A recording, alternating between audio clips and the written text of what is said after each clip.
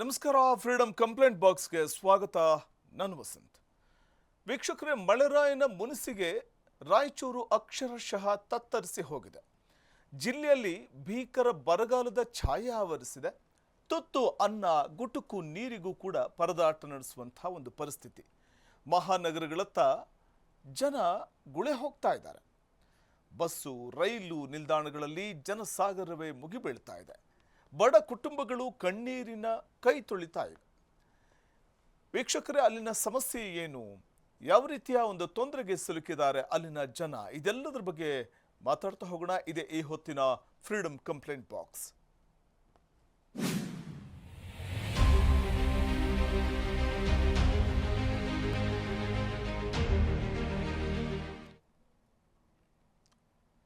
ಒಂದು ಕಡೆ ಕಾವೇರಿ ರಾಜಕೀಯದ ಗದ್ದಲದಲ್ಲಿ ಜನರ ಬದುಕು ಮರೆಯಾಗ್ತಾ ಇದೆಯಾ ಅಂತ ಅನಿಸ್ಬಿಡುತ್ತೆ. ಯಾಕಂದ್ರೆ ನಾವು ಉತ್ತರ ಕರ್ನಾಟಕ ಭಾಗ ಅಂತ ನೋಡಿದಾಗ ಅಲ್ಲಿ ಅನಾವೃಷ್ಟಿಯ ಒಂದು ಪರಿಸ್ಥಿತಿ ಹೇಗೆ ಜನರನ್ನ ಹಿಂಡಿ ಹಿಪ್ಪೆ ಮಾಡುತ್ತೆ ಅನ್ನೋದಕ್ಕೆ ರಾಯಚೂರು ಜಿಲ್ಲೆ ಹೊರತಲ್ಲ. ತುತ್ತು ಅನ್ನ, ಗುಟುಕು ನೀರಿಗೂ ಕೂಡ ಪರದಾಟ ನಡೆಸುವಂತಹ ಪರಿಸ್ಥಿತಿ ಅಲ್ಲಿನ ಜನರದ್ದು. ಮಹಾನಗರಗಳತ್ತ ಮುಖ ಮಾಡ್ತಾ ಇದ್ದಾರೆ ಅನ್ನದಾತರು. ಬಸ್ಸು, ರೈಲು ನಿಲ್ದಾಣಗಳಲ್ಲಿ ಜನಸಾಗರವೇ ಕಂಡು ಬರ್ತಾ ಇದೆ. ಕಣ್ಣೀರಲ್ಲಿ ಕೈ ತೊಳಿತಾ ಇವೆ ಬಡ ಕುಟುಂಬಗಳು. ಕೆಲಸ ಇಲ್ಲ, ಕೈಯಲ್ಲಿ ದುಡ್ಡಿಲ್ಲ, ಅನಿವಾರ್ಯವಾಗಿ ಊರು ತೋರಿಬೇಕಾದಂತಹ ಒಂದು ಪರಿಸ್ಥಿತಿ. ಕಾವೇರಿ ರಾಜಕೀಯದ ಗದ್ದಲದಲ್ಲಿ ಮರೆಯಾಗ್ತಾ ಇರುವಂಥದ್ದು ಜನರ ಬವಣೆಗಳು. ಬರಪೀಡಿತ ರಾಯಚೂರು ಜಿಲ್ಲೆಯ ಜನರ ವ್ಯಥೆ ಕಥೆಯನ್ನ ನಾವು ಫ್ರೀಡಮ್ ಕಂಪ್ಲೇಂಟ್ ಬಾಕ್ಸ್ ನಲ್ಲಿ ನಿಮ್ಮ ಮುಂದೆ ಇಡ್ತಾ ಇದ್ದೀವಿ. ವೀಕ್ಷಕರೇ, ಅನಿವಾರ್ಯವಾಗಿ ಊರು ಬಿಡ್ತಾ ಇದ್ದಾರೆ ಕೂಲಿ ಕಾರ್ಮಿಕರು. ಜನ ಗುಳೆ ಹೋಗುವ ಪರಿಸ್ಥಿತಿ. ಮಕ್ಕಳನ್ನ ಹೆಗಲ ಮೇಲೆ ಹೊತ್ತು ವಲಸೆ ಹೊರಟಿದ್ದಾರೆ ಜನ. ಆಡಳಿತ ನಡೆಸಬೇಕಾದಂಥ ನಮ್ಮ ಸರ್ಕಾರಗಳ ದಿವ್ಯ ನಿರ್ಲಕ್ಷ್ಯ ಇಲ್ಲಿ ಎದ್ದು ಕಾಣಿಸುತ್ತೆ. ಕಣ್ಣೆದ್ರೆ ಖಾಲಿ ಆಗ್ತಾ ಇವೆ ವಸತಿಗಳು. ಜನರ ಗುಳೆ ಪರ್ವ ಮುಂದುವರೆದಿದೆ. ಕೆಲಸ ಇಲ್ಲ, ಕೈಯಲ್ಲಿ ದುಡ್ಡಿಲ್ಲ, ಬದುಕಬೇಕಲ್ಲ ಸ್ವಾಮಿ. ಬದುಕಿನ ಜೊತೆಗೆ ಮಕ್ಕಳ ಭವಿಷ್ಯವನ್ನು ರೂಪಿಸ್ಬೇಕಲ್ಲ. ಹಾಗಾದ್ರೆ ದುಡಿಯೋ ಕೈಗಳಿಗೆ ಕೆಲಸ ಬೇಕಲ್ಲ.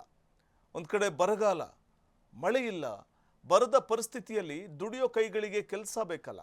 ಹಾಗಾಗಿ ಅನಿವಾರ್ಯವಾಗಿ ಊರನ್ನ ತೊರೆಯಬೇಕಾದಂಥ ಒಂದು ಸ್ಥಿತಿ ಅಥವಾ ಗುಳೆ ಹೋಗಬೇಕಾದಂಥ ಒಂದು ಪರಿಸ್ಥಿತಿ ರಾಯಚೂರು ಭಾಗದ ಜನರದ್ದು.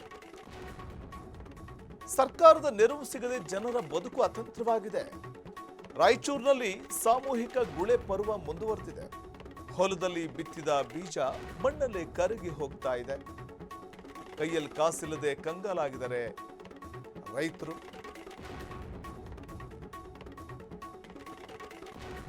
ಸಂಜೆ ಆಗ್ತಿದ್ದ ಹಾಗೆ ಬಸ್ ಹತ್ತುವ ಭರಾಟೆ. ಬದುಕು ಹುಡುಕೆ ಹೊರಟವರ ಕರುಣಾಜನಕ ಕಥೆ ಇದು. ಉದ್ಯೋಗ ಖಾತ್ರಿ ಯೋಜನೆ ಸಂಪೂರ್ಣ ವಿಫಲವಾಗಿದೆ. ಹಳ್ಳಿಯಲ್ಲೇ ಉಳಿಯಕ್ಕೆ ಆಗದೆ ಜನ ಗುಳೆ ಹೋಗಬೇಕಾದಂಥ ಪರಿಸ್ಥಿತಿ. ವೃದ್ಧ ತಂದೆ ತಾಯಿಯನ್ನ ಕರ್ಕೊಂಡು ಪರಸ್ಥಳಕ್ಕೆ ಗುಳೆ ಹೋಗಬೇಕಾದ ಪರಿಸ್ಥಿತಿ. ಬರಪೀಡಿತ ಪ್ರದೇಶ ಅಂತ ಘೋಷಣೆ ಮಾಡೋದಕ್ಕೆ ಮೀನಾಮೇಷ ಎಣಿಸ್ತಾ ಇರುವಂಥದ್ದು ಸರ್ಕಾರ. ಜನರಲ್ಲಿದೆ ರಾಯಚೂರಿನ ಮೂಲೆ ಮೂಲೆ ಪಣಗುಡ್ತಾ ಇದೆ. ಬದುಕು ಕಟ್ಕೊಳ್ಳೋ ಆಸೆಯಲ್ಲಿ ಜೀವವನ್ನೇ ಪಣಕ್ಕಿಟ್ಟಿದಾರ ಅಲ್ಲಿನ ಜನ. ಹಳ್ಳಿಯಲ್ಲೇ ಉಳಿಯಲಾಗದೆ ಹೊರಟಿರುವಂತಹ ಜನರು. ಅವರ ಪರದಾಟ ಹೇಳುತ್ತಿರುವುದು. ಹೆಂಡತಿ ಮಕ್ಕಳೊಂದಿಗೆ ಒಂದು ಕಡೆಯಿಂದ ಮತ್ತೊಂದು ಕಡೆಗೆ ಹೋಗಬೇಕಾದ ಪರಿಸ್ಥಿತಿ. ಜಿಲ್ಲಾಡಳಿತ ಕಣ್ತರಿತಾ ಇಲ್ಲ. ರಾಯಚೂರಿನ ಕಣ್ಣೀರಿನ ಕಥೆಯ ಕರಾಳ ಸತ್ಯ ಇದು. ಸಾಲದ ಶೂಲಕ್ಕೆ ಸಿಲುಕಿ ಜನ ಊರು ಬಿಡ್ತಾ ಇದ್ದಾರೆ. ಉಳೆ ಹೋಗ್ತಾ ಇರುವ ರೈತ ಕುಟುಂಬಗಳ ಒಡಲಿನ ಗೋಳಿದು. ರೈತ ದೇಶದ ಬೆನ್ನೆಲುಬು ಅಂತ ಹೇಳ್ತಾರೆ. ರೈತರ ಜೊತೆ ನಾವಿದ್ದೀವಿ ಅಂತಾರೆ. ರೈತ ಪರವಾದ ಸರ್ಕಾರ ಅಂತಾರೆ. ಶಾಪಗ್ರಸ್ತ ಬದುಕಿನ ಸಂಪೂರ್ಣ ಕಥನ ಇವತ್ತಿನ ಕಂಪ್ಲೇಂಟ್ ಬಾಕ್ಸ್ನಲ್ಲಿ. ಜನರ ಶಾಪಗ್ರಸ್ತ ಬದುಕಿನ ಸಂಪೂರ್ಣವಾದಂತಹ ಚಿತ್ರಣ ಇವತ್ತಿನ ಕಂಪ್ಲೇಂಟ್ ಬಾಕ್ಸ್ನಲ್ಲಿ. ವೀಕ್ಷಕರೇ, ಒಂದು ಕಡೆ ವರ್ಣನ ಕಣ್ಣ ಮುಚ್ಚಾಲೆ ಆಟ, ಮತ್ತೊಂದು ಕಡೆ ತಮಿಳುನಾಡಿನ ಮುಖ್ಯಮಂತ್ರಿಯಿಂದ ಕಾವೇರಿ ನೀರಿಗೋಸ್ಕರ ಕಾದಾಟ. ಇವುಗಳ ನಡುವೆ ರಾಯಚೂರು ಜಿಲ್ಲೆಯಲ್ಲಿ ಭೀಕರ ಬರಗಾಲದಿಂದ ಗುಳೆ ಹೊರಟಿರುವಂತಹ ಜನತೆ. ಇದರ ಕಂಪ್ಲೀಟ್ ಡೀಟೇಲ್ಸ್ ಬನ್ನಿ ನೋಡೋಣ.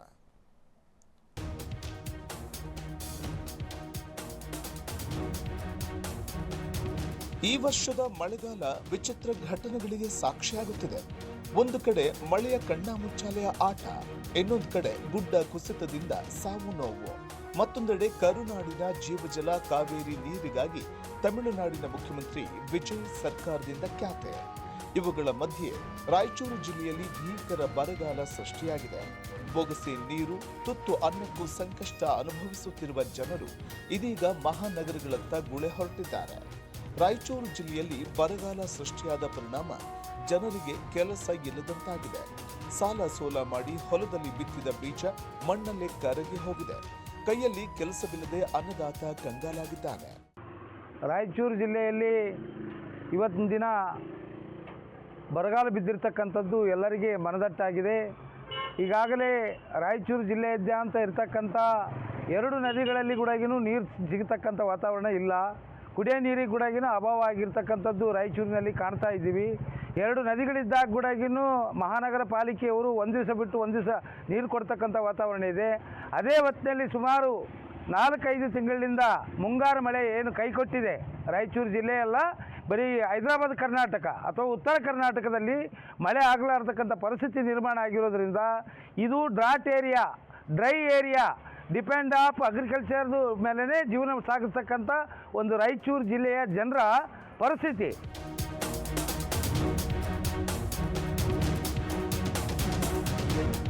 ಸಂಜೆಯಾದರೆ ಸಾಕು ಬೆಂಗಳೂರು, ಮುಂಬೈ, ಪುಣೆ, ಚೆನ್ನೈ ಸೇರಿದಂತೆ ವಿವಿಧ ಮಹಾನಗರಗಳಿಗೆ ತೆರಳುವ ಬಸ್, ಟ್ರೈನ್ಗಳು ಕಾಲು ಇಡಲು ಜಾಗ ಇಲ್ಲದಂತೆ ಗುಳೆ ಹೊರಟ ಜನರಿಂದ ತುಂಬಿ ತುಳುಕುತ್ತಿವೆ. ಸಣ್ಣ ಸಣ್ಣ ಮಕ್ಕಳು, ವೃದ್ಧ ತಂದೆ ತಾಯಿಗಳನ್ನ ಕರೆದುಕೊಂಡು ಬಿಸಿಲು ಮಳೆಯೆನ್ನದೆ ಪರ ಊರುಗಳಿಗೆ ಹೋಗುವ ಈ ದೃಶ್ಯಗಳು ಎಂಥವರ ಕರುಳನ್ನು ಹಿಂಡುವಂತಿದೆ. ಬರಗಾಲದಿಂದ ಬೆಂಡಾದ ಜನರಿಗೆ ಸರ್ಕಾರವಾಗಲಿ ಸ್ಥಳೀಯ ಆಡಳಿತವಾಗಲಿ ನೆರವಿಗೆ ಬರ್ತಿಲ್ಲ. ಕೂಲಿ ಕೆಲಸ ಕೊಡುವ ಮಹಾತ್ಮ ಗಾಂಧಿ ಉದ್ಯೋಗ ಖಾತ್ರಿ ಯೋಜನೆಯು ಸಮರ್ಪಕವಾಗಿ ಜಾರಿಯಾಗದೆ ಜನ ಅತಂತ್ರರಾಗಿದ್ದಾರೆ.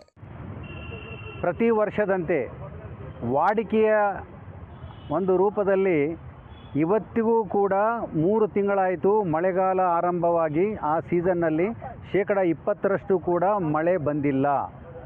ಅದರಲ್ಲಿಯೂ ವಿಶೇಷವಾಗಿ ನಮ್ಮ ಗ್ರಾಮೀಣ ಭಾಗದಲ್ಲಿ ಮಳೆ ಬರಲಾರ ಸಲುವಾಗಿ ಎಲ್ಲ ಹೊಲವನ್ನು ಸ್ವಚ್ಛ ಮಾಡಿ ಬೀಜ ಬಿತ್ತಿ ಗೊಬ್ಬರ ಹಾಕಿದರೂ ಕೂಡ ಅಲ್ಲಿ ಇರ್ತಕ್ಕಂಥ ಗೊಬ್ಬರ, ಬೀಜ, ಅವರ ಶ್ರಮ, ಅವರ ಅಮೂಲ್ಯವಾದ ಸಮಯ ಎಲ್ಲವೂ ಕೂಡ ಹಾಳಾಗಿ ಹೋಗಿಬಿಟ್ಟಿದೆ. ಅದಕ್ಕಾಗಿ ಸಾಲ ಕೂಡ ಮಾಡಿದ್ದಾರೆ. ಆ ಒಂದು ಸಂದರ್ಭದಲ್ಲಿ ಇಡೀ ಗ್ರಾಮೀಣ ಜನ ಇವತ್ತು ದೊಡ್ಡ ದೊಡ್ಡ ನಗರಗಳಿಗೆ ಗುಳೆ ಹೋಗ್ತಾ ಇದ್ದಾರೆ.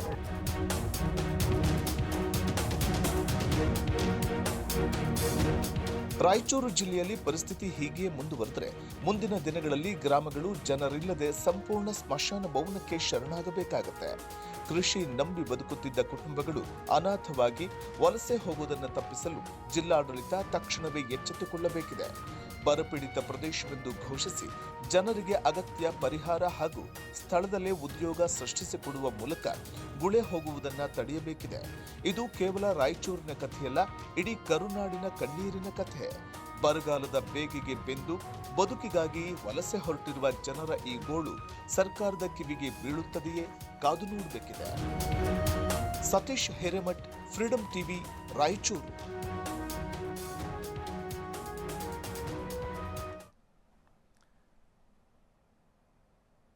ಇದು ರಾಯಚೂರಿನ ಕಣ್ಣೀರಿನ ಕಥನ. ರಾಯಚೂರು ಜಿಲ್ಲೆಯ ಪರಿಸ್ಥಿತಿ ಹೇಗಿದೆ ಅನ್ನುವಂಥದ್ದು ನಾವು ನೋಡ್ಬೋದು. ಬಿಸಿಲ ನಗರಿ ಅಂತ ನಾವೇನು ಕರಿತೀವಿ, ಕಲಬುರಗಿ, ರಾಯಚೂರು ಇವೆಲ್ಲವೂ ಕೂಡ ಅಷ್ಟೇ.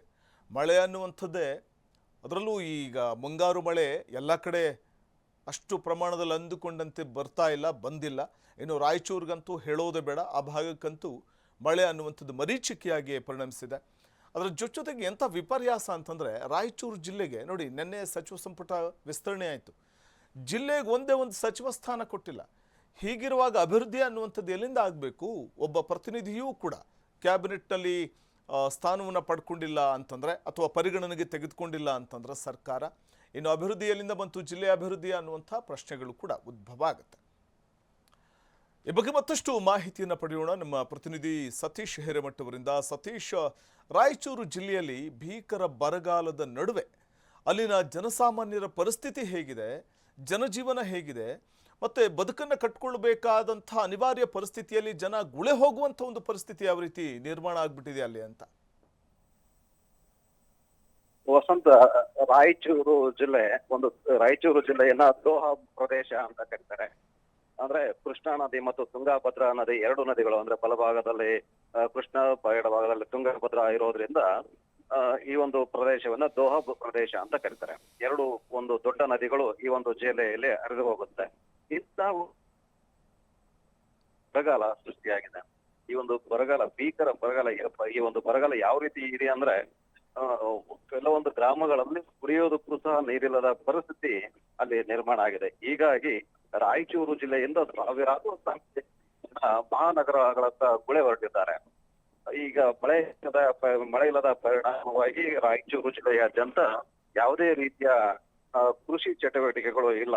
ಹೀಗಾಗಿ ಜನರಿಗೆ ಕೂಲಿ ಕೆಲಸ ಇಲ್ಲದಂತಾಗಿದೆ ಮತ್ತು ಇಲ್ಲಿ ಯಾವುದೇ ರೀತಿಯ ಉದ್ಯೋಗ ಸೃಷ್ಟಿ ಆಗ್ತಾ ಇಲ್ಲ. ಹೀಗಾಗಿ ಜನ ಒಂದೊತ್ತಿನ ಊಟಕ್ಕಾಗಿ ಮಹಾನಗರಗಳತ್ತ ಬೆಂಗಳೂರು, ಮೈಸೂರು, ಮತ್ತೆ ಬಾಂಬೆ, ಪುನಾ, ಚೆನ್ನೈ ಸೇರಿದಂತೆ ಇನ್ನಿತರ ರಾಜ್ಯದ ಮಹಾನಗರಗಳಿಗೆ ಗುಳೆ ಹೊರಟಿದ್ದಾರೆ.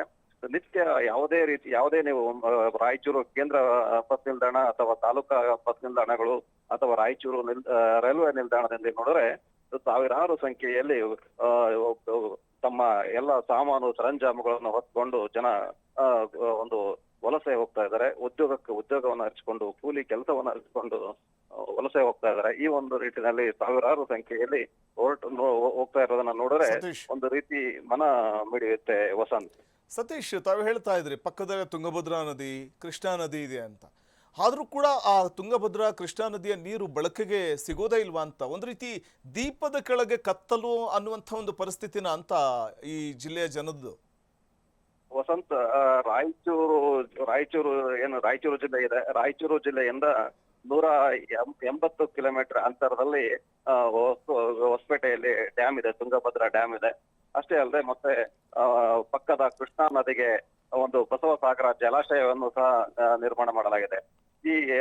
ಇಲ್ಲಿಯನ್ನು ಸಂಗ್ರಹವಾಗುವಂತ ನೀರನ್ನ ಕಾಲಕ್ಕೆ ಕುಡಿಯೋ ನೀರಿಗೆ ಮತ್ತು ಕೃಷಿಗೆ ಜನ ಬಳಸ್ಕೊಳ್ತಾ ಇದ್ದಾರೆ. ಆದ್ರೆ ಇನ್ನೊಂದು ಮುಖ್ಯವಾಗಿ ಜಿಲ್ಲೆಯಲ್ಲಿ ಶೇಖರಣೆ ಮಾಡುವಂತ ಅಂದ್ರೆ ನೀರನ್ನ ಶೇಖರಣೆ ಮಾಡುವಂತ ಯಾವುದೇ ಜಲಮೂಲಗಳನ್ನ ಇಲ್ಲಿಯ ಜನಪ್ರತಿನಿಧಿಗಳಾಗ್ಲಿ ಸರ್ಕಾರವಾಗಲಿ ನಿರ್ಮಾಣ ಮಾಡಿಲ್ಲ. ಹೀಗಾಗಿ ಬರಗಾಲದ ಪರಿಸ್ಥಿತಿಯಲ್ಲಿ ತೀವ್ರ ತೊಂದರೆಯನ್ನು ಅನುಭವಿಸಬೇಕಾಗತ್ತೆ. ಈಗ ಮುಖ್ಯವಾಗಿ ಕಾವೇರಿಯ ವಿಷಯ ಬಂದಾಗ ಹೇಗೆ ಅಲ್ಲಿ ಜಲ ಸಂಗ್ರಹದ ಕೊರತೆ ಇದೆ ಅಂದ್ರೆ ಕಾವೇರಿ ನದಿಯ ಒಂದು KRS ಡ್ಯಾಮ್ ಹೊರತುಪಡಿಸಿದ್ರೆ ಉಳಿದಂತ ಯಾವುದೇ ನೀರನ್ನ ಸಂಗ್ರಹ ಮಾಡ್ಕೊಳ್ಳಕ್ಕೆ ಅವಕಾಶಗಳೆಲ್ಲವೋ ಅದೇ ಪರಿಸ್ಥಿತಿ ಈಗ ರಾಯಚೂರು ಜಿಲ್ಲೆಯಲ್ಲೂ ಇದೆ. ಯಾವುದೇ ರೀತಿಯ ಒಂದು ನೀರನ್ನ ಸಂಗ್ರಹ ಮಾಡುವಂತದ್ದಾಗಲಿ ಅಥವಾ ಬಳಕೆಗೆ ಬರಗಾಲದ ಸಮಯದಲ್ಲಿ ನೀರು ಬಳಕೆ ಮಾಡುವಂತ ಪರಿಸ್ಥಿತಿ ಆಗಲಿ, ಒಂದು ವ್ಯವಸ್ಥೆ ಆಗಲಿ ಇಲ್ಲದೆ ಮಾಡಿಕೊಳ್ಳದೇ ಇರುವುದರಿಂದ ಇವತ್ತಿನ ಪರಿಸ್ಥಿತಿ ನಿರ್ಮಾಣವಾಗಿರೋದು ವಸಂತ್. ಹೀಗಾಗಿ ಜನ ಗುಳೆ ಹೋಗ್ತಾ ಇದ್ದಾರೆ. ಇಲ್ಲಿಯ ಜನಪ್ರತಿನಿಧಿಗಳು ತಮ್ಮ ಸ್ವಾರ್ಥಕ್ಕಾಗಿ ರಾಜಕಾರಣ ಮಾಡ್ತಾ ಇದ್ದಾರೆ ಅಂತ ಹೇಳ್ಬಿಟ್ರೆ ಜನರ ಮತ್ತು ಜಿಲ್ಲೆಯ ಅಭಿವೃದ್ಧಿಗೋಸ್ಕರ ಅಲ್ಲ. ನೀವು ರಾಯಚೂರು ಜಿಲ್ಲೆಗೆ ಸಚಿವ ಸ್ಥಾನ ತಪ್ಪಿ ಹೋಗಿರೋದಕ್ಕೆ ಮುಖ್ಯ ಕಾರಣ ಇಲ್ಲಿಯ ಜನಪ್ರತಿನಿಧಿಗಳ ಸ್ವಾರ್ಥ ರಾಜಕಾರಣ ಅಂತಾನೆ ಮುಖ್ಯವಾಗುತ್ತೆ. ಪರಸ್ಪರ ವೈಷಮ್ಯ, ಪರಸ್ಪರ ಈಗೋ ಇವೆಲ್ಲವನ್ನ ನೋಡಿದಾಗ ಈ ರಾಯಚೂರು ಜಿಲ್ಲೆಗೆ ಸಚಿವ ಸ್ಥಾನವನ್ನು ತಪ್ಪಿತ್ತು ಮತ್ತು ಅದೇ ರೀತಿ ಜನರಿಗೆ ಬರಗಾಲನು ಹೋಗ್ತಾರೆ. ಈ ಒಂದು ನಿಟ್ಟಿನಲ್ಲಿ ಸರ್ಕಾರ ಬರಗಾಲಕ್ಕೆ ತುತ್ತಾಗಿರುವ ಜನರ ಸಂಕಷ್ಟಕ್ಕೆ ಬರಬೇಕಾದ್ರೆ ಉದ್ಯೋಗವನ್ನ ಸೃಷ್ಟಿ ಮಾಡಬೇಕಾಗತ್ತೆ. ಕೇವಲ ಬೆಂಗಳೂರು, ಮೈಸೂರು ಆ ಭಾಗವನ್ನ ಕೇಂದ್ರೀಕರಿಸಿ ಕೈಗಾರಿಕೆಗಳನ್ನ ಮಾಡೋದನ್ನ ಬಿಟ್ಟು ಈ ಉತ್ತರ ಕರ್ನಾಟಕ ಅಂದ್ರೆ ಹೈದರಾಬಾದ್, ಕಲ್ಯಾಣ ಕರ್ನಾಟಕದ ಹತ್ರ ಸಹ ಒಂದು ಸರ್ಕಾರ ಗಮನ ಹರಿಸಿ ಕೈಗಾರಿಕೆಗಳನ್ನ ನಿರ್ಮಾಣ ಮಾಡಿದಲ್ಲಿ ಗುಳೆ ಹೋಗುವುದು ತಪ್ಪುತ್ತೆ ವಸಂತ್. ಸತೀಶ್, ಅಂದ್ರೆ ಈ ಮಹಾತ್ಮ ಗಾಂಧಿ ಉದ್ಯೋಗ ಖಾತ್ರಿ ಯೋಜನೆ ಸಮರ್ಪಕವಾಗಿ ಜಾರಿ ಆಗದೆ ಇರೋದಕ್ಕೆ ಇಚ್ಛಾಶಕ್ತಿ ಕೊರತೆನಾ ಹಾಗಾದ್ರೆ ಅಂತ? ವಸಂತ್, ಈ ಕೇಂದ್ರ ಮತ್ತು ರಾಜ್ಯ ಸರ್ಕಾರದ ಜಗಳದಲ್ಲಿ ರಾಮ್ಜಿ ಯೋಜನೆ ಏನಿದೆಲ್ಲ, ರಾಮ್ಜಿ ಯೋಜನೆ ಅದನ್ನ ಇಂಪ್ಲಿಮೆಂಟ್ ಮಾಡೋದ್ರಲ್ಲಿ ಸಂಪೂರ್ಣವಾಗಿ ಜಿಲ್ಲಾಡಳಿತ ವಿಫಲವಾಗಿದೆ. ಇದೀಗ ಇತ್ತೀಚೆಗೆ ಅದನ್ನು ರಾಮ್ಜಿ ಯೋಜನೆಯನ್ನ ಆರಂಭ ಮಾಡೋದಕ್ಕೆ ಅದನ್ನ ಇಂಪ್ಲಿಮೆಂಟ್ ಮಾಡಬೇಕು ಅಂತ ಹೊರಟಿದೆ. ಬಟ್ ಆದ್ರೆ ಅವರು ಯಾವಾಗ ಇಂಪ್ಲಿಮೆಂಟ್ ಮಾಡ್ಬೇಕು ಅಂತ ಒಂದು ತೀರ್ಮಾನ ತಗೊಳ್ಳೋದಕ್ಕೆ ಮುಂಚೆನೆ ಜನ ಗುಳೆ ಹೋಗೋದಕ್ಕೆ ಆರಂಭಿಸಿದ್ರು. ಮತ್ತು ಅಷ್ಟೇ ಅಲ್ಲದೆ ಆ ಒಂದು ಅಧಿಕಾರಿಗಳಾಯ್ತು ಮತ್ತು ಇಲ್ಲಿ ಸಹ ಜನಪ್ರತಿನಿಧಿಗಳಾಯ್ತು ಪ್ರತಿಯೊಂದು ಯೋಜನೆಯಲ್ಲಿ ಭ್ರಷ್ಟಾಚಾರ ಮಾಡೋದ್ರಿಂದ ಜನರಿಗೆ ಕೇಂದ್ರ ಸರ್ಕಾರದ ಯೋಜನೆಗಳು ಜನರಿಗೆ ಸರಿಯಾಗಿ ತಲುಪ್ತಾ ಇಲ್ಲ. ಪ್ರತಿಯೊಂದು ಯೋಜನೆಯಲ್ಲೂ ಸಹ ಅಧಿಕಾರಿಗಳು ಭ್ರಷ್ಟಾಚಾರ ಕೇಳೋದ್ರಿಂದ ಈ ಒಂದು ಸಮಸ್ಯೆ ಮುಂದುವರಿತಾ ಇದೆ ವಸಂತ್. ಈಗ ಜನ ಅಲ್ಲಿ ಗುಳೆ ಹೋಗುದು ಅಂತಂದ್ರೆ ದುಡಿಯೋ ಕೈಗಳಿಗೆ ಕೆಲಸ ಇಲ್ಲ, ಮತ್ತೊಂದು ಕಡೆ ಮಳೆ ಇಲ್ಲ. ಸೊ ಹೀಗಿರುವಾಗ ಅನಿವಾರ್ಯ ಪರಿಸ್ಥಿತಿ.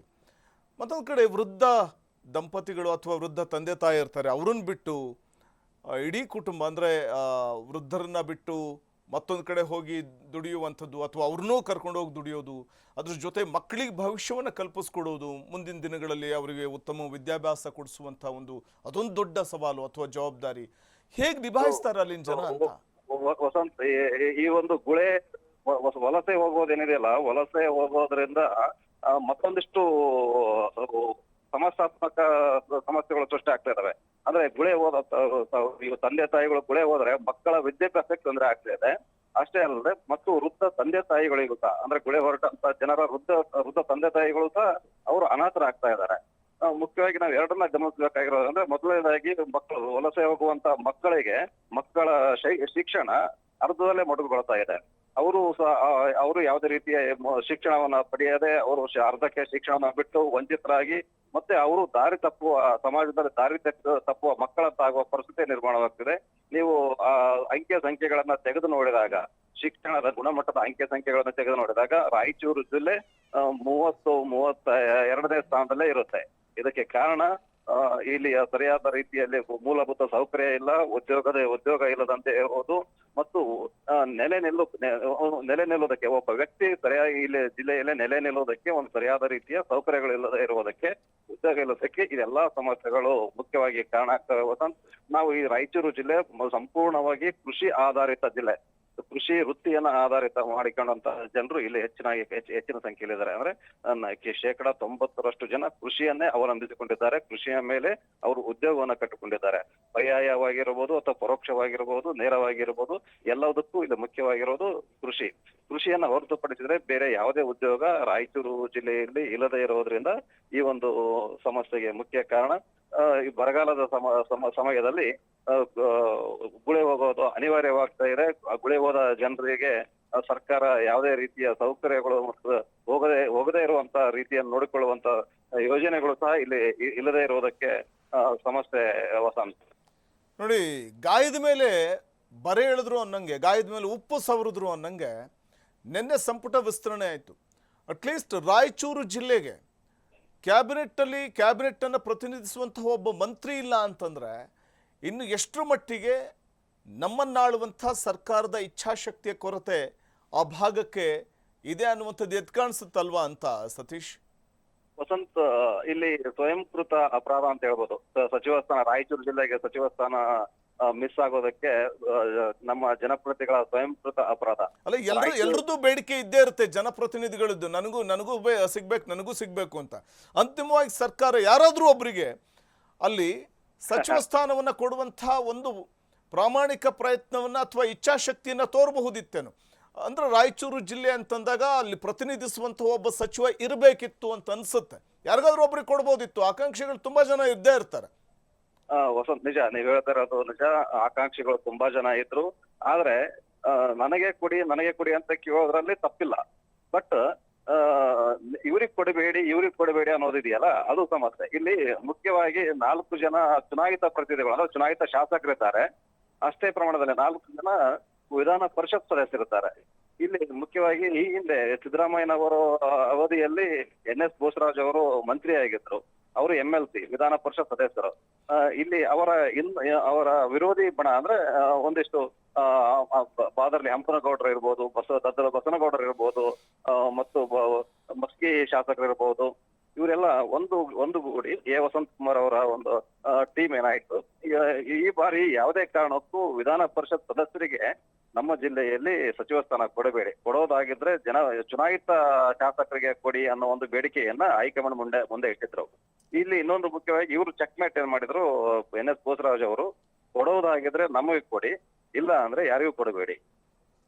ಈ ಒಂದು ಜಗಳದಲ್ಲಿ ರಾಯಚೂರು ಜಿಲ್ಲೆ ಸಚಿವ ಸ್ಥಾನದಿಂದ ವಂಚಿತವಾಗೋದಕ್ಕೆ ಮುಖ್ಯ ಕಾರಣ ವಸಂತ. ಈಗ ಸ್ವಲ್ಪ ಈ ಬಾರಿ ಮುಂಗಾರು ಕೂಡ ಕೈ ಕೊಟ್ಟಿತ್ತು, ಆದರೆ ಸ್ವಲ್ಪ ಪ್ರಮಾಣದಲ್ಲಿ ರಾಜ್ಯದ ನಾನಾ ಭಾಗಗಳಲ್ಲಿ ಮಳೆ ಆಗ್ತಾ ಇರುವಂತ ನಾವು ನೋಡ್ತಿದ್ವಿ. ಆದ್ರೆ ರಾಯಚೂರು ಜಿಲ್ಲೆಗೆ ಮಳೆನೇ ಆಗಿಲ್ವಾ? ಅಲ್ಪ ಪ್ರಮಾಣದ ಮಳೆ ಬಂದು ಈಗ ಮತ್ತೆ ಕೈ ಕೊಟ್ಬಿಟ್ಟಿದೆ, ಹೇಗೆ ಅಂತ? ಮಳೆನೇ ಆಗಿಲ್ವಾ ಅಲ್ಲಿ? ವಸಂತ, ರಾಯಚೂರು ಜಿಲ್ಲೆಯಲ್ಲಿ ಅಂದ್ರೆ ಏನು ವಾಡಿಕೆ ಮಳೆ ಆಗ್ಬೇಕಾಗಿತ್ತು, ವಾಡಿಕೆ ಮಳೆಯ ಶೇಕಡ 30% ಮಾತ್ರ, ಅಂದ್ರೆ 100% ಕೇವಲ 30% ಮಾತ್ರ ಮಳೆಯಾಗಿದೆ. ಹೀಗಾಗಿ ಸಂಪೂರ್ಣವಾಗಿ ಅಂದ್ರೆ ಮುಂಗಾರು ಸಂಪೂರ್ಣವಾಗಿ ಬರದೇ ಇರುವ ಕಾರಣಕ್ಕೆ ತೊಗರಿ, ಹತ್ತಿ, ಮೆಣಸಿನಕಾಯಿ ಸೇರಿದಂತೆ ವಿವಿಧ ಏನ್ ಬೆಳೆಗಳನ್ನ ಬೆಳೆಯೋದ್ರಲ್ಲ ಅವೆಲ್ಲ ಭೂಮಿಯಲ್ಲೇ ಒಣಗಿ ಹೋಗಿದಾವೆ. ಅಂದ್ರೆ ಮೊಳಕೆ ಹೊಡೆಯುವ ಸಂದರ್ಭದಲ್ಲೇ ಬೀಜ ಇದ್ದ ಸಂದರ್ಭದಲ್ಲಿ ಅವೆಲ್ಲ ಹಾಳಾಗಿರೋದ್ರಿಂದ ಶೇಕಡ 30% ಮಾತ್ರ ಮಳೆ ಆಗಿರೋದ್ರಿಂದ ಬೆಳೆ ಹಾನಿಯಾಗಿದೆ ಮತ್ತು ಯಾವುದೇ ರೀತಿಯ ಬೆಳೆಗಳು ಬಂದಿಲ್ಲ ವಸಂತ್. ಇದು ಈಗ ತಾವು ಹೇಳಿದ್ರಿ ಸತೀಶ್, ಈಗ ಅಲ್ಲಿ ಮಂತ್ರಿಸ್ಥಾನ ಸಿಕ್ಕಿಲ್ಲ, ಆದ್ರೆ ಶಾಸಕರಾದಂಥವ್ರು, ಜನಪ್ರತಿನಿಧಿಗಳಾದಂಥವ್ರು ಅಲ್ಲಿ ಈಗ ಜಿ ಯೋಜನೆ ಇರಬಹುದು, ಅವೆಲ್ಲವೂ ಕೂಡ ಸಮರ್ಪಕವಾಗಿ ದುಡಿಯೋ ಕೈಗಳಿಗೆ ಕೆಲಸ ಸಿಗುವಂತೆ ಮಾಡುವಂತ ಒಂದು ನಿಟ್ಟಿನಲ್ಲಿ ಪ್ರಾಮಾಣಿಕ ಪ್ರಯತ್ನವನ್ನು ಮಾಡಬೇಕಲ್ಲ ಅವರು. ಹೌದು ವಸಂತ, ಜಿ ಯೋಜನೆಯನ್ನ ಇಂಪ್ಲಿಮೆಂಟ್ ಮಾಡಿಕೊಂಡು ರಾಯಚೂರು ಜಿಲ್ಲೆಯಲ್ಲಿ ಗುಳೆ ಹೋಗುವಂತ ಜನರಿಗೆ ಜಿಲ್ಲೆಯಲ್ಲಿಯೇ ಉದ್ಯೋಗ ಸಿಗುವಂತ ಕೆಲಸವನ್ನ ಮಾಡಬೇಕಾಗಿತ್ತು. ಇದೀಗ ಏನು ಡಿ.ಕೆ. ಶಿವಕುಮಾರ್ ಅವರ ಸರ್ಕಾರ ರಚನೆಯಾಗಿ 1.5 ತಿಂಗಳಾಯಿತು. ರಾಯಚೂರು ಜಿಲ್ಲೆಗೆ ಡಾಕ್ಟರ್ ಶರಣ ಪ್ರಕಾಶ್ ಪಾಟೀಲ್ ಕಲಬುರಗಿ ಜಿಲ್ಲೆಯ ಒಬ್ಬ ಶಾಸಕರ ಸಚಿವರನ್ನ ರಾಯಚೂರು ಜಿಲ್ಲೆಗೆ ಉಸ್ತುವಾರಿ ಸಚಿವರನ್ನಾಗಿ ಮಾಡಿದ್ದಾರೆ. ಇಲ್ಲಿವರೆಗೂ ಡಿ.ಕೆ. ಶಿವಕುಮಾರ್ ಅವರ ಸರ್ಕಾರ ರಚನೆಯಾದ ನಂತರ ಇಲ್ಲಿವರೆಗೂ ಅವರು ಭೇಟಿ ಕೊಟ್ಟಿಲ್ಲ. ಜಿಲ್ಲೆಯಲ್ಲಿ ಭೀಕರ ಬರಗಾಲ ಸೃಷ್ಟಿಯಾಗಿದೆ. ಡಾಕ್ಟರ್ ಶರಣ ಪ್ರಕಾಶ್ ಪಾಟೀಲ್ ಅವರು ಭೇಟಿ ನೀಡಿ ಬರ ಪರಿಶೀಲನೆ ಮಾಡಬೇಕಾಗಿತ್ತು, ಆದ್ರೆ ಇಲ್ಲಿವರೆಗೂ ಯಾವುದೇ ರೀತಿಯ ಬರ ಪರಿಶೀಲನೆ ನಡೆದಿಲ್ಲ. ಜಿಲ್ಲಾಧಿಕಾರಿಗಳು ಸಹ ಜಿಲ್ಲೆಗಳಲ್ಲಿ ಬರ ಪರಿಶೀಲನೆ ಮಾಡುವಂತ ಕೆಲಸ ಮಾಡಿಲ್ಲ. ಇನ್ನು ಜಿಲ್ಲಾ ಪಂಚಾಯತ್ ಸಿಇಒ ಅವರು ಸಹ ಯಾವುದೇ ರೀತಿಯ ಬರ ಪರಿಶೀಲನೆ ನಡೆಸಿಲ್ಲ. ಈಗ ಮುಂದಿನ ದಿನಗಳಲ್ಲಿ ಯಾವ ರೀತಿ ಅವರು ಮಾಡ್ತಾರೆ ಅನ್ನೋದನ್ನ ನಾವು ನೋಡ್ಬೇಕಾಗತ್ತೆ. ಜನ ತೀವ್ರ ಆಕ್ರೋಶಕ್ಕೆ ಒಳಗಾಗಿದ್ದಾರೆ. ಅಂದ್ರೆ ಸಚಿವರೇನೋ ಉಸ್ತುವಾರಿ ಸಚಿವರು ಇಲ್ಲಿವರೆಗೂ ಭೇಟಿ ನೀಡದೇ ಇರುವುದರಿಂದ ಜನ ತೀವ್ರ ಆಕ್ರೋಶಕ್ಕೆ ಒಳಗಾಗಿದ್ದಾರೆ. ಅವರು ಭೇಟಿ ನೀಡುವುದು ರಾಷ್ಟ್ರೀಯ ಹಬ್ಬಗಳಿಗೆ, ಒಂದು ಈಗ ನೆಕ್ಸ್ಟ್ ಬರುವಂತ ಆಗಸ್ಟ್ 15ಕ್ಕೆ ಡಾಕ್ಟರ್ ಶರಣ ಪ್ರಕಾಶ್ ಅವರು ಭೇಟಿ ನೀಡಿ ಒಂದು ಕ್ರೀಡಾಂಗಣದಲ್ಲಿ ಫ್ಲಾಗ್ ಹಾಸ್ಟಿಂಗ್ ಮಾಡಿಕೊಂಡು ಹೋದ ನಂತರ ಮತ್ತೆ ಅವರು ಈ ಕಡೆ ಬರೋದೇ ಇಲ್ಲ. ಆ ಒಂದು ಪರಿಸ್ಥಿತಿ ನಮ್ಮ ಜಿಲ್ಲೆಯಲ್ಲಿ ಮತ್ತು ನಮ್ಮ ಈ ಭಾಗದ ಜನಪ್ರತಿನಿಧಿಗಳ ಮನಸ್ಥಿತಿ. ಹೀಗಾಗಿ ಜಿಲ್ಲೆಯ ಜನ ಗುಳೆ ಹೋಗದೇ ಇರುವಂತ ಪರಿಸ್ಥಿತಿಗೆ ಅವರು ಅನಿವಾರ್ಯವಾಗಿ ಒಗ್ಗಿಕೊಂಡು ಹೋಗಬೇಕಾದಂತಹ ಪರಿಸ್ಥಿತಿ ನಿರ್ಮಾಣವಾಗಿದೆ ವಸಂತ. ಧನ್ಯವಾದ ಸತೀಶ್ ಹಿರೇಮಠ ತಮ್ಮೆಲ್ಲ ಮಾಹಿತಿಗಾಗಿ. ರಾಯಚೂರು ಜಿಲ್ಲೆಯಲ್ಲಿ ಒಂದು ಕಡೆ ಬರಗಾಲ, ಅದರ ಜೊತೆಗೆ ನಾವು ನೋಡ್ತಾ ಹೋಗ್ಬೋದು ಕುಡಿಯೋ ನೀರಿಗೂ ತತ್ವಾರ ಉಂಟಾಗುತ್ತೆ. ಬರಗಾಲದ ಜೊತೆಗೇನೆ ಕುಡಿಯೋ ನೀರಿನ ಹಾಹಾಕಾರ. ಮತ್ತು ಒಂದು ಕಡೆ ಈ ಸ್ವಲ್ಪ ಮಳೆ ಬಂದಂಥ ಸಂದರ್ಭದಲ್ಲಿ ಹೊಲವನ್ನು ಉಳುಮೆ ಮಾಡಿಬಿಡ್ತಾರೆ, ಅಂದರೆ ಹದ ಮಾಡ್ತಾರೆ ಬಿತ್ತನೆ ಮಾಡಲಿಕ್ಕೆ ಅಂತ ಹೊಲ ಹದ ಮಾಡಿದ್ರೆ ನಂತರದಲ್ಲಿ ಬಿತ್ತನೆ ಕೂಡ ಮಾಡಿದ ನಂತರದಲ್ಲಿ ಮಳೆ ಸರಿಯಾಗಿ ಆಗಲಿಲ್ಲ ಅಂತಂದರೆ ಬೆಳೆದಂಥ ಬೆಳೆ ಅಥವಾ ಬಿತ್ತನೆ ಮಾಡಿದಂಥ ಬಿತ್ತನೆ ಬೀಜ, ಅದಕ್ಕೆ ಹಾಕಿದಂಥ ರಸಗೊಬ್ಬರ ಸಾಲ ಸೋಲ ಮಾಡಿ ಬೆಳೆ ಹಾಕಿರ್ತಾರೆ. ರಸಗೊಬ್ಬರ ಕೂಡ ಸಾಲ ಸೋಲ ಮಾಡಿ ತಂದು ಹಾಕಿರ್ತಾರೆ. ಮತ್ತು ಒಂದಷ್ಟು ಕೂಲಿ ಆಳುಗಳ ಜೊತೆ ಅವರನ್ನ ಕರ್ಕೊಂಡು ಕೆಲಸ ಮಾಡಿರ್ತಾರೆ, ಅವ್ರಿಗೆಲ್ಲ ಹಣ ಕೊಡಬೇಕು. ಇದು ಒಂದು ರೀತಿ ಆರ್ಥಿಕವಾದಂಥ ದೊಡ್ಡ ಹೊಡೆತ. ಅಂದರೆ ಬೆಳೆ ಕೂಡ ಸರಿಯಾಗಿ ಬರಲ್ಲ ಅಂತಂದರೆ ದೊಡ್ಡ ಮಟ್ಟದಲ್ಲಿ ಆರ್ಥಿಕವಾದಂಥ ಒಂದು ಹೊಡೆತ ಆ ಭಾಗದ ಜನರದ್ದು. ಮೊದಲೇ ಬಿಸಿಲ ನಗರಿ ಅಂತ ನಾವೇನು ಕರಿತೀವಿ ರಾಯಚೂರು, ಕಲಬುರಗಿ ಭಾಗಗಳಲ್ಲಿ. ಹೀಗಿರುವಾಗ ಜನಪ್ರತಿನಿಧಿಗಳ ಇಚ್ಛಾಶಕ್ತಿಯ ಕೊರತೆ, ದುಡಿಯೋ ಕೈಗಳಿಗೆ ಕೆಲಸ ಇಲ್ಲ. ಇಂಥ ಒಂದು ಸಂದರ್ಭದಲ್ಲಿ ನಮ್ಮನ್ನು ನಂಬಿಕೊಂಡಿರುವಂಥ ಕುಟುಂಬವನ್ನು ಸಾಕಬೇಕಲ್ಲ. ಹೆತ್ತವರು ಇರ್ತಾರೆ, ಎಷ್ಟೋ ಮಂದಿ ವಯೋವೃದ್ಧರು ಇರ್ತಾರೆ, ಅಥವಾ ಅನಾರೋಗ್ಯ ಪೀಡಿತರಿರ್ತಾರೆ, ಅಥವಾ ಪುಟ್ಟ ಮಕ್ಕಳ ಭವಿಷ್ಯವನ್ನು ನೋಡ್ಕೊಳ್ಬೇಕು.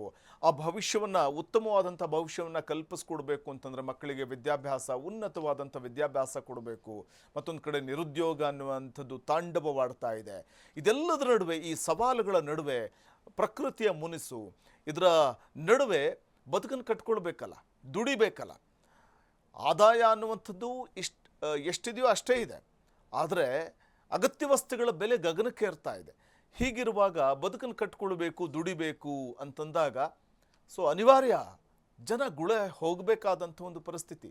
ಇಲ್ಲಿ ಇಲ್ಲ ಅಂತಂದಾಗ, ಇಲ್ಲೇನು ನಮಗೆ ದುಡಿಯೋದಕ್ಕೆ ಅವಕಾಶನೇ ಇಲ್ಲ ಅಂತಂದಾಗ, ಹೊಲಗದ್ದೆಗಳಲ್ಲಿ ಕೆಲಸ ಮಾಡೋಣ ಅಂದರೆ ಜಮೀನದ್ದು ಕೂಡ ಮಳೆ ಇಲ್ಲ. ಬೋರ್ ಕೊರೆಸಿದ್ರೆ ಅಂತರ್ಜಲ ಪಾತಾಳ ಕಂಡಿದೆ, ಬೋರ್ ಕೊರೆಸಿದ್ರೂ ನೀರಿಲ್ಲ, ಬೋರು ಕೊರೆಸಿರುವಂಥ ಬೋರ್ವೆಲ್ಗಳಲ್ಲಿ ನೀರಿಲ್ಲ. ಹೀಗಿರುವಾಗ ಬೆಳೆಗಳನ್ನು ಬೆಳೆಯೋದಕ್ಕೆ ಹೇಗೆ ಸಾಧ್ಯ? ಅನಿವಾರ್ಯವಾಗಿ ಜನ ಗುಳೆ ಹೋಗುವಂಥ ಒಂದು ಪರಿಸ್ಥಿತಿ ನಾವು ದೃಶ್ಯದಲ್ಲಿ ಗಮನಿಸ್ತಾ ಇದ್ದೀವಿ. ಬಸ್ ಸ್ಟ್ಯಾಂಡ್ಗಳಲ್ಲಿ ಮತ್ತು ರೈಲ್ವೆ ಸ್ಟೇಷನ್ಗಳಲ್ಲಿ ಲಕ್ಷಾಂತರ ಜನ, ಸಾವಿರ ಅಲ್ಲ ಲಕ್ಷಗಟ್ಟಲೆ ಜನ ರಾಯಚೂರು ಜಿಲ್ಲೆಯಿಂದ ಬೇರೆ ಬೇರೆ ಭಾಗಗಳಿಗೆ ಹೋಗಿ ಬದುಕನ್ನು ಕಟ್ಕೊಳ್ಳೋದಕ್ಕೆ ಮುಂದಾಗುವಂಥದ್ದು ನಾವು ನೋಡ್ತಾ ಇದ್ದೀವಿ. ಸೊ ಇಲ್ಲಿರುವಂಥದ್ದು ಅದೇ, ತಮ್ಮ ತಮ್ಮ ಪುಟ್ಟ ಪುಟ್ಟ ಮಕ್ಕಳನ್ನ ಹೆಗಲ ಮೇಲೆ ಹೊತ್ಕೊಂಡು ಗುಳೆ ಹೋಗುವಂಥದ್ದು ಇದೆಯಲ್ಲ, ದುಡಿಯೋ ಕೈಗಳಿಗೆ ಕೆಲಸ ಕೊಡಬೇಕಾದಂಥ ಉದ್ಯೋಗ ಖಾತ್ರಿ ಯೋಜನೆಗಳು ಇವು ಕೂಡ ಸರಿಯಾಗಿ ಸಮರ್ಪಕವಾಗಿ ಇಂಪ್ಲಿಮೆಂಟ್ ಆಗ್ತಾ ಇಲ್ಲ. ನಮ್ಮನ್ನಾಳುವಂಥ ಜನಪ್ರತಿನಿಧಿಗಳು AC ರೂಮ್ನಲ್ಲಿ ಬೆಚ್ಚಗೆ ಮಲ್ಕೊಂಡಿರ್ತಾರೆ. ಯಾವಾಗಲೂ ಆಗಲೋ ಈಗಲೋ ಬರ್ತಾರೆ, ಮತ್ತು ಎಲೆಕ್ಷನ್ ಬಂದಂಥ ಸಂದರ್ಭದಲ್ಲಿ ವೋಟ್ ಕೇಳೋಕೆ ಬರ್ತಾರೆ.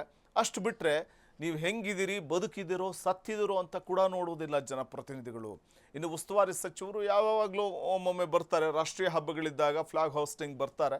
ಆ ನಂತರದಲ್ಲಿ ನಮಗೂ ರಾಯಚೂರಿಗೂ ಸಂಬಂಧನೇ ಇಲ್ಲ ಅನ್ನುವಂತೆ ಇರ್ತಾರೆ. ಇದು ಶಾಸಕರಾದಂಥವರು ಅಂದರೆ ಆ ಭಾಗಕ್ಕಂತೂ ಬಿಡಿ, ರಾಯಚೂರು ಜಿಲ್ಲೆಗೆ ಸಚಿವ ಸ್ಥಾನ ಕೊಟ್ಟೇ ಇಲ್ಲ. ಅಂದರೆ ಎಷ್ಟು ಮಟ್ಟಿಗೆ ನೆಗ್ಲೆಕ್ಟ್ ಮಾಡ್ತಾ ಇದೆ ರಾಜ್ಯ ಸರ್ಕಾರ ಅಥವಾ ಕಾಂಗ್ರೆಸ್ ಸರ್ಕಾರ ಅಥವಾ ಕಾಂಗ್ರೆಸ್ ಅನ್ನೋದು ಇಲ್ಲಿ ಸ್ಪಷ್ಟವಾಗಿ ಗೋಚರವಾಗುತ್ತೆ. ಮತ್ತು ಜನಪ್ರತಿನಿಧಿಗಳಿಗೂ ಇಚ್ಛಾಶಕ್ತಿ ಇಲ್ಲ ಅನ್ನುವಂಥದ್ದು ಸ್ಪಷ್ಟವಾಗಿ ಕಾಣಬಹುದಾಗಿದೆ. ಇದು ರಾಯಚೂರು ಜಿಲ್ಲೆಯ ಕಥೆ ಮತ್ತು ವ್ಯಥೆ. ವೀಕ್ಷಕರೇ, ಇನ್ನು ನೀವು ಫ್ರೀಡಮ್ ಕಂಪ್ಲೇಂಟ್ ಬಾಕ್ಸ್ಗೆ ನಿಮ್ಮ ಸಮಸ್ಯೆ ಏನಿದೆ, ಯಾವ ರೀತಿಯ ತೊಂದರೆಯನ್ನು ಅನುಭವಿಸ್ತಾ ಇದ್ದೀರಿ, ಅದಕ್ಕೆ ಸಾಕ್ಷಿ ಸಮೇತ ವಾಟ್ಸಪ್ ಮಾಡಿದ್ರೆ ಖಂಡಿತವಾಗ್ಲೂ ನಿಮ್ಮ ಸಮಸ್ಯೆಗೆ ಸ್ಪಂದಿಸುವಂಥ ಒಂದು ಪ್ರಾಮಾಣಿಕ ಪ್ರಯತ್ನವನ್ನು ಫ್ರೀಡಮ್ TV ಮಾಡುತ್ತೆ ಅಂತ ಹೇಳ್ತೀನಿ. ಈ ನಂಬರ್ ನೋಟ್ ಮಾಡ್ಕೊಳ್ಳಿ, ಬ್ಲಿಂಕ್ ಆಗ್ತಾ ಇರುವಂಥ ನಂಬರ್ಗೆ ಸಾಕ್ಷಿ ಸಮೇತ ವಾಟ್ಸಪ್ ಮಾಡ್ಬೋದು. ನಿಮ್ಮ ಸಮಸ್ಯೆ ಏನು ಅನ್ನುವಂಥದ್ದನ್ನು ನಂಬರ್ ನೋಟ್ ಮಾಡ್ಕೊಳ್ಳಿ. 9686651049 ಈ ವಾಟ್ಸಪ್ ನಂಬರ್ಗೆ ಸಾಕ್ಷಿ ಸಮೇತ ವಾಟ್ಸಪ್ ಮಾಡಬಹುದು. ಅಥವಾ ಕಚೇರಿಗೆ ಬರೋದಾದರೆ ಕಚೇರಿಗೆ ಬಂದು ನಿಮ್ಮ ಸಮಸ್ಯೆಯನ್ನು ಹೇಳ್ಕೊಳ್ಳೋದಾದರೆ ಸಾಕ್ಷಿಗಳೇನಿದೆ ಅದನ್ನು ತೆಗೆದುಕೊಂಡು ನಿಮ್ಮ ಸಮಸ್ಯೆ ಏನಿದೆ ಅದನ್ನು ನೀವು ಕಚೇರಿಗೆ ಬಂದು ನೀವು ನಿಮ್ಮ ಸಮಸ್ಯೆಯನ್ನು ಹೇಳ್ಕೊಳ್ಬೋದು. ಕಚೇರಿಯ ಅಡ್ರೆಸ್ಸನ್ನು ನೋಟ್ ಮಾಡ್ಕೊಳ್ಳಿ. ಫ್ರೀಡಮ್ TV ನಂಬರ್ 71/1 6ನೇ ಮಹಡಿ, ಬ್ರಿಗೇಡ್ ಪ್ಲಾಜಾ, SA ರಸ್ತೆ, ಆನಂದರಾವ್ ಸರ್ಕಲ್ ಹತ್ತಿರ, ಗಾಂಧಿನಗರ, ಬೆಂಗಳೂರು 560009. ಕಚೇರಿಗೆ ಬಂದು ನಿಮ್ಮ ಸಮಸ್ಯೆಯನ್ನು ಸಾಕ್ಷ್ಯ ಸಮೇತ ನಮ್ಮ ಬಳಿ ಹೇಳ್ಕೊಂಡ್ರೆ ನಿಮ್ಮ ಸಮಸ್ಯೆಗೆ ಸ್ಪಂದಿಸ್ತೇವೆ ಮತ್ತು ಆ ಸಮಸ್ಯೆಯನ್ನು ಪರಿಹರಿಸುವಂಥ ಒಂದು ನಿಟ್ಟಿನಲ್ಲಿ ಫ್ರೀಡಮ್ TV ಪ್ರಾಮಾಣಿಕ ಪ್ರಯತ್ನವನ್ನು ಮಾಡುತ್ತೆ ಅಂತ ಹೇಳ್ತಾ ಇವತ್ತಿನ ಫ್ರೀಡಮ್ ಕಂಪ್ಲೇಂಟ್ ಬಾಕ್ಸನ್ನು ಮುಗಿಸ್ತಾ ಇದ್ದೀನಿ. ನೋಡ್ತಾ ಇರಿ ಫ್ರೀಡಮ್ TV, ಇದು ಜನಸಾಮಾನ್ಯರ ಚಾನಲ್.